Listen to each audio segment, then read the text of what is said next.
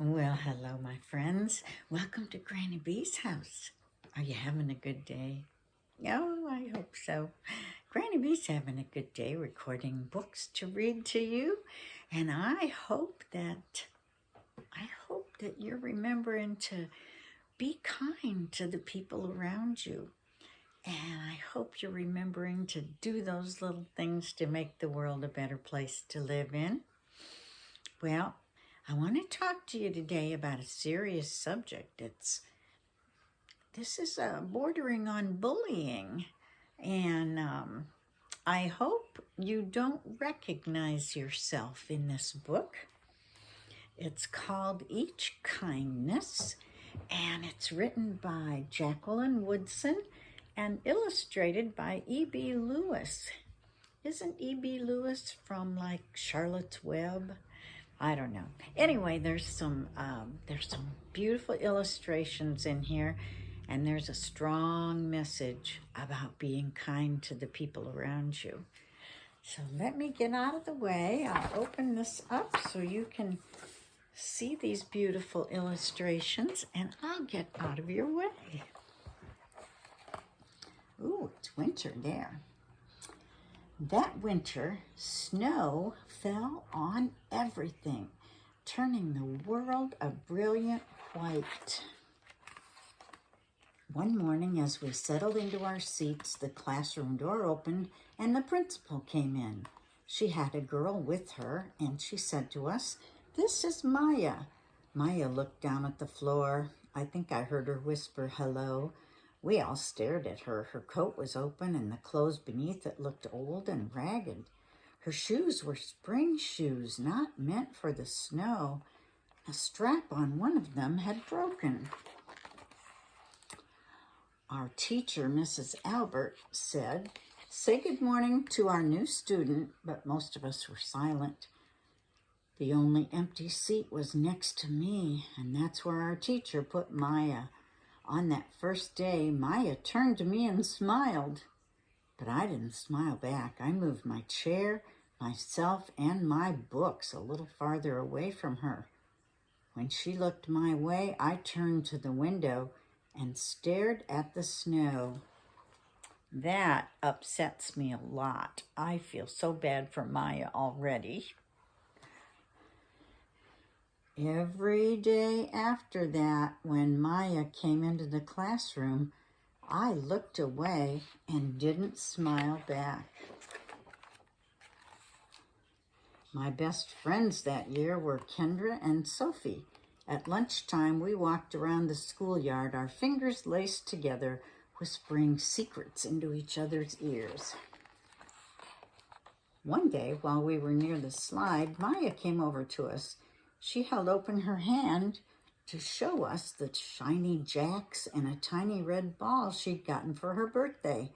"It's a high bouncer," she said, but none of us wanted to play. So Maya played a game against herself. That afternoon, when we got back into the classroom, Maya whispered to me, "Bet you can't guess who the new Jacks champion of the world is." Behind me, Andrew whispered, "Chloe's got a new friend. Chloe's got a new friend." "She's not my friend," I whispered back. Oh my. I don't know if I can finish reading this. This is so sad. The weeks passed. Every day we whispered about Maya, laughing at her clothes, her shoes, the strange food she brought for lunch. Some days Maya held out her hand to show us what she had brought to school: a deck of cards, pickup sticks, a small tattered doll. Whenever she asked us to play, we said no. The days grew warmer and warmer. The pond thawed. Grass began growing where snow had once been. One day, Maya came to school wearing a pretty dress and fancy shoes.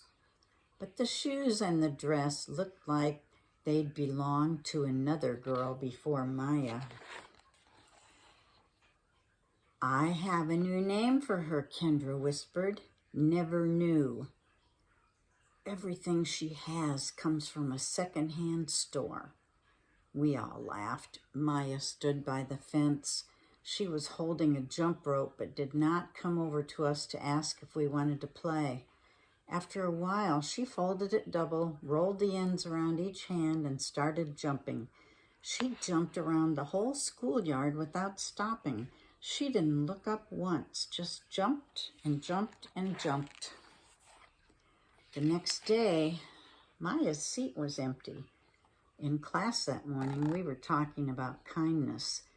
Miss Albert had brought a big bowl into class and filled it with water.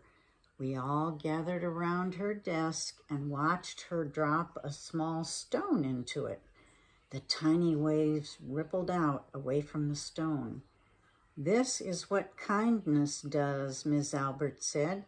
"Each little thing we do goes out like a ripple into the world." Then Miss Albert let us each drop the stone in as we told her what kind things we had done. Joseph had held the door for his grandmother. Kendra helped change her baby brother's diaper. Even mean old Andrew had done something. "I carried teacher's books up the stairs," he said, and Miss Albert said it was true. I stood there holding Miss Albert's rock in my hand, silent. "Even small things count," Miss Albert said gently. But I couldn't think of anything and passed the stone on. Maya didn't come to school the next day or the day after that. Each morning I walked to school slowly, hoping this would be the day Maya returned and she'd look at me and smile. I promised myself this would be the day I smiled back. "Each kindness," Miss Albert had said, "makes the whole world a little bit better." But Maya's seat remained empty, and one day Miss Albert announced to the class that Maya wouldn't be coming back. Her family had to move away, Miss Albert said. Then she told us to take out our notebooks. It was time for spelling. That afternoon, I walked home alone.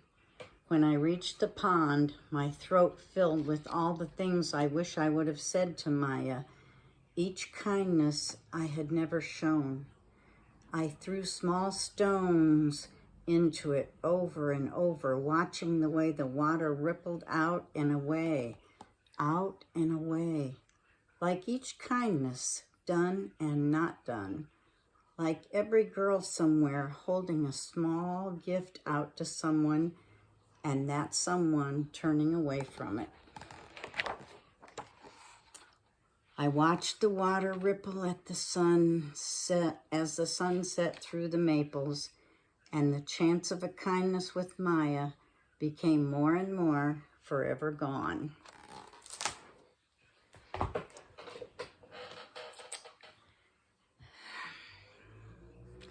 Well, I hope you didn't find yourself in this story as Maya, who people are being unkind to, or as the girls who are the ones being unkind. I just say that we're all different, you know. We have to accept each other's differences. We have to try to find the good in them all. And we have to be kind to the people around us. We never know what kind of pain they're going through. And if our kindness can make their day a little better, why can't we make that move? So just remember that Granny B loves you, and Granny B wants you to reach out and be kind to the people around you. That's all I'm going to say. You come back and see me sometime, and I'll read you a story that's not so sad. Okay? Bye-bye.